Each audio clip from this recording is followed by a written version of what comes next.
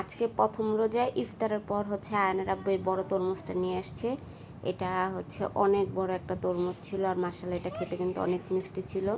তো যেহেতু অনেক বড় একটা তরমুজ, আমার ছেলে একদম খুশি হয়ে গেছে। আসলে আমার ছেলে ওর বাবার সাথে তারাবি নামাজ পড়তে গেছিলো, তো এখানে তরমুজ দেখা পরে বলতেছে যে তরমুজ খাবে, তো ওর বাবা নিয়ে আসছে। তো এই যে দেখেন তরমুজটা কিন্তু একদম মানে বাইলা বাইলাও ছিল, আবার অনেক মজাও ছিল। তো আমরা সবাই দুষ্টামি করতেছিলাম, বলতেছিলাম যে happy birthday to you, happy birthday to you. আমার হাজব্যান্ডকে খাইয়া বলে যে না, মিষ্টি আছে। তো হ্যালো ফ্রেন্ডস, আসসালামু আলাইকুম। আমি মরিয়ম আক্তার শিমু, মরিয়ম ব্লগস থেকে বলছি। যারা আমার ভিডিও পছন্দ করেন এবং ভালোবাসেন তাদেরকে জানাই অসংখ্য ধন্যবাদ। এই যে একটা আপু আমাকে কমেন্ট করছিল, আপু আপনি কি সব 3 পিসে ধুয়ে তারপর কাটেন? হ্যাঁ আপু, আমি সব 3 পিস ধুয়ে কাটি, কারণ আমার মনে হয় ধুয়ে কাটলে সেই জামাটা আসলে অনেক সুন্দর হয়, ফিনিশিংটা ভালো আসে এবং বডির মাপটা অ্যাকুরেট আসে। অনেক সময় আছে ধুয়ে না কাটলে জামাটা ধোয়ার পর আপনি যখন বানাবো, তারপর আপনাকে যখন আপনি ধুবেন, হয় কাপড়টা বলে যাবে আর না হয় কাপড়টা কমে যাবে। তো এর থেকে আমার ভালো মনে হয় যে ধুয়ে নেওয়া ভালো।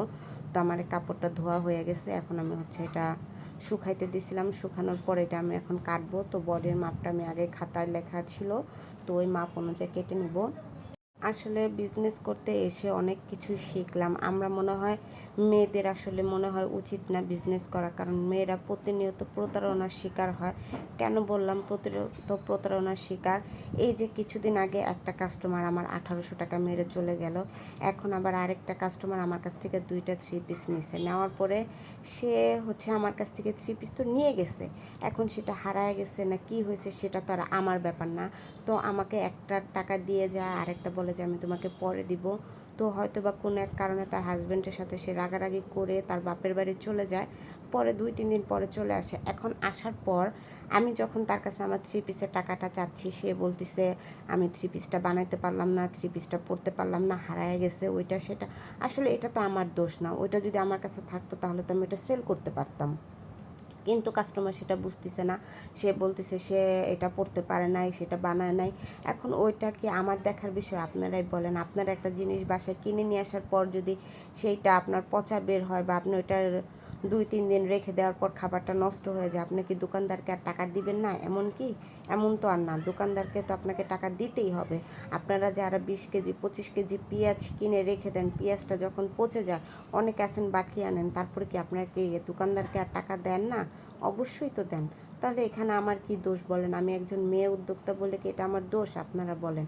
সে আমার টাকাটা কোন দিচ্ছে না। এমন আরও অনেক কাস্টমার আছে যারা বলছে যে আপনার 2-3 দিনের মধ্যে টাকা দিব। আজকে 15-20 দিন হয়ে গেছে, এখনও তারা টাকা দিচ্ছে না। আসলে আমি তো হচ্ছে এখানে আহামরি লাখ লাখ টাকা পুঁজি নিয়ে বিজনেস করতে আসি নাই, মাত্র সামান্য কিছু টাকা নিয়ে বিজনেস করতে আসছি। সেই টাকাটা আমার উঠে পড়ে আমি আবার কাপড় কিনতে যাই। এখন আমার ফিল্ডে প্রায় 15,000 টাকার মতো বাকি, কেউ টাকাটা দিচ্ছে না। টাকা না দিলে আমি কীভাবে বলেন ঈদের সময় এখন আমার বেচা কেনার সময় আমি আবার কাপড় নিয়ে আসবো? আপনারা আমাকে কমেন্ট করে জানাবেন যে যারা এরকম কাজ করে আসলে কি ঠিক, নাকি এখন থেকে বাকি দেওয়া একদম টোটালি বন্ধ করে দিব চিন্তা করছি। আপনাদের সাথে কিন্তু কথা বলতে বলতে আমি আমার জামাটা কেটে ফেললাম।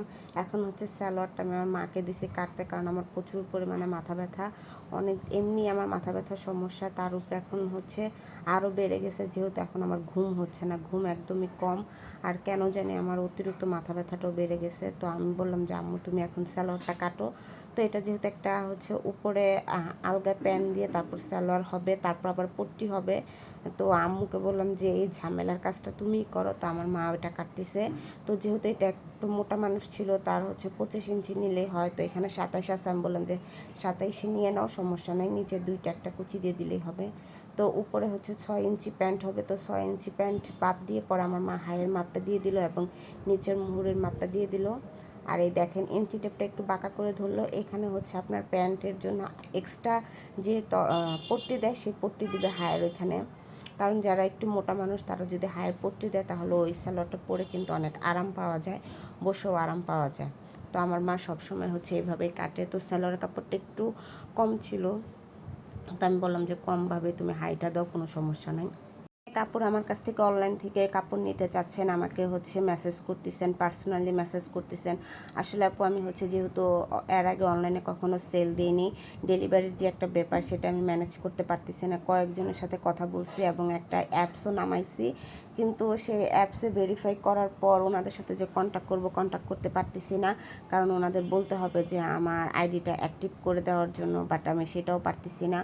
তো আমার ভাবি আমাকে অ্যাপসটা অন করে দেয় এবং অ্যাকাউন্ট খুলেও দেয়, কিন্তু এখন হচ্ছে তাদেরকে যে আমি ফোন দিব, কোথায় ফোন দিব বুঝতে পারতেছি না। আসলে এই বিষয়ে আমি ডিটেলসে ইউটিউবে ভিডিও খুঁজছি, কিন্তু ওইভাবে কোনো ভিডিও পাচ্ছি না। তো একটা আপু আমাকে কমেন্টও করছিল স্টেট ফার্টে ওনাদের সাথে হচ্ছে ডেলিভারি ম্যানদের সাথে কথা বলা, অ্যাপসটা নামাইছি, কিন্তু বাকিটা আমি বুঝতে পারতেছি না যেহেতু আমি একদম নতুন। তো এখানে হচ্ছে আরও একটা 3 পিস, এটা হচ্ছে আমি জামার মাপটা রেখে তারপর জামাটা আমাকে দিয়ে দিতে হবে। তো আমি কিভাবে জামার মাপ রাখি সেটাও আজকে আপনাদের সাথে একটু শেয়ার করি। অনেকে হচ্ছে জামার মাপ নিতে পারেন না, তো চলুন আজকে আপনাদের সাথে শেয়ার করি কিভাবে। এই যে দেখেন, আমি হচ্ছে ফার্স্টে ভিডিও করছি, তো ভিডিওটা হচ্ছে মানে হয় নাই, সেটা আমি খেয়াল করি নাই, পরবর্তী চেক করার সময় দেখি খেয়াল করছি যে হয় নাই। তো এখন আমি আবার আপনাদের সাথে একটু শেয়ার করি। তো এখানে শুধু হাতার লম্বাটা আর হচ্ছে হাতার মুহুরিটা আপনাদের সাথে শেয়ার করলাম। তারপর আমি হচ্ছে আবারও পুনরায় আপনাদের সাথে এটা মাপ দেখাবো যে আমি কীভাবে এটা মাপ নেব। তো মানে আমি যখন ভিডিও চেক করতে যাই তখন দেখি যে ভিডিও হয় না। তো এখন আমি দেখেন এই যে বগলের এখান থেকে হাতার জয়েনের থেকে আমি এটা হচ্ছে বডির মাপটা নিয়ে নিচ্ছি। বডির মাপ আছে 20। তারপর হচ্ছে আমি কোমরের মাপ নেব। কোমরের মাপ ছিল 18। এখন আমি হচ্ছে হিপের মাপটা নেব না, কারণ হিপে আমাকে একটু বাড়তি দিতে বলছে। তো হিপ ওই 20-এর থেকে আমি 21 দিব। আর এখানে ঘের ছিল 25, তো আমাকে বলছে 28 ঘের দিতে, তো আমি 28 ঘের দিব। আর জামার লম্বাটা হচ্ছে আমি মাপ দিয়ে নেব। তো আপনারা এইভাবে কিন্তু জামা দিয়ে খুব সহজে কিন্তু মাপ দিয়ে নিতে পারেন, বা জামার মাপ না নিতে পারলে জামাটা সুন্দরভাবে বিছিয়ে কাপড়ের উপরে তখন আপনারা কেটে নিতে পারেন, এতেও আপনাদের অনেক সুবিধা হবে। আসলে আজকের শরীরটা অনেক খারাপ ছিল, প্রচুর পরিমাণে মাথা ব্যথা ছিল, তারপরে ভয়েস দিলাম, ভালো লাগতেছিল না। তারপরে ভাবলাম যে একটু ভিডিওটা করে আর আপনাদের সাথে একটু শেয়ার করে। আজকে এই পর্যন্ত, আল্লাহ হাফেজ।